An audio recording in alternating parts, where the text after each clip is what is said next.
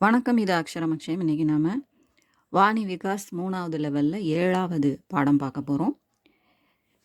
இதுவும் போன லெசன் மாதிரியே ஃப்யூச்சர் தான். ஏகா ஏகிங்கிற பெண்பால் தான். இதில் விலங்குகளை வச்சு இருக்குது, அகிரிணை பொருட்களை வச்சும் இருக்குது. வாங்க பார்க்கலாம். 7வது பாடம் ஹாத்தி, பாகின், ஏகா ஏகி, யானையும் புலியும். ஹாத்தி கியா காயேகா, யானை என்ன சாப்பிடும்? அந்த விலங்குகள்லையும் ஆண்பால் வரும், பெண்பால் வரும் இல்லையா? அந்த மாதிரி சந்தர்ப்பத்தில் இப்போ ஹாத்தி அப்படின்னு இருக்கிறதுனால ஏகா அப்படின்னு இருக்குது, ஆண்பால் பொறுமையில் இருக்குது. யானை என்ன சாப்பிடும்? ஹாத்தி கன்னா காயேகா, யானை கரும்பு சாப்பிடும்.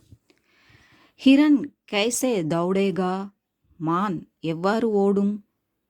ஹிரன் கூது கூது கர் தௌடேகா, மான் துள்ளி துள்ளி ஓடும். பஹாட் கைசே படேகா, மலை எவ்வாறு உயரும்? அதாவது வளரும், அப்படி வளர்ந்துட்டே வருது இல்லையா? அதை நம்ம பேச்சு வழக்கில் வளரும் அப்படின்னு நம்ம சொல்லுவோம். பஹாட் பிரகிருதி கே சஹாரே படேகா, மலை இயற்கையாக வளரும். கே சஹாரேன அதன் ஆதரவுடன் அப்படின்னு அர்த்தம், இயற்கையின் ஆதரவுடன். பானி கப்பு பர்சேகா, மழை எப்பொழுது பெய்யும்? சமய சமய பர் பானி பர்சேகா, அவ்வப்போது மழை பொழியும், பெய்யும். சூரஜ் கப் நிக்கலேகா, சூரியன் எப்பொழுது உதிக்கும்? சூரஜ் சுப நிக்கலேகா, சூரியன் காலையில் உதிக்கும். ரேல்காடி கப் சூட்டேகி, ரயில் வண்டி எப்பொழுது புறப்படும்? ரேல்காடி 7 பஜே சூட்டேகி, ரயில் வண்டி 7 மணிக்கு புறப்படும். முஜே சாய் கப் மிலேகா, எனக்கு எப்பொழுது தேநீர் கிடைக்கும்? ஆப்கோ சாய் அபி மிலேகா, உங்களுக்கு இப்பொழுதே தேநீர் கிடைக்கும். காய் கப் தூது தேகி, பசு எப்பொழுது பால் தரும்? காய் சுபக் ஷாம் தூத் தேகி, பசு காலை மாலை பால் தரும்.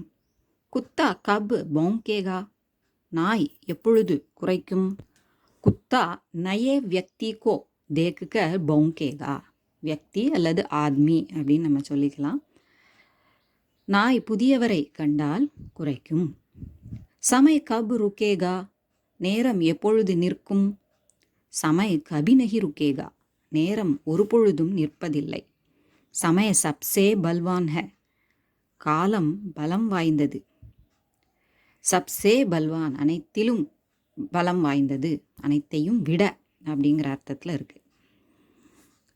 பாக் கஹா ரஹேகா, புலி எங்கே வசிக்கும்? பாக் கஹரே வன்மே ரஹேகா, புலி அடர்ந்த காட்டில் வசிக்கும்.